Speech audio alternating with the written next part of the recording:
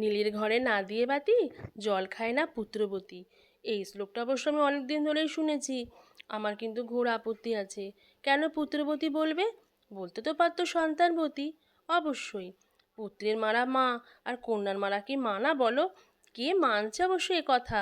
তাই তো আমরা সকল মায়েরা, পুত্র কন্যা নির্বিশেষে, আজকে এই নীল ষষ্ঠীর দিনে সবাই আমরা ব্রত রাখি।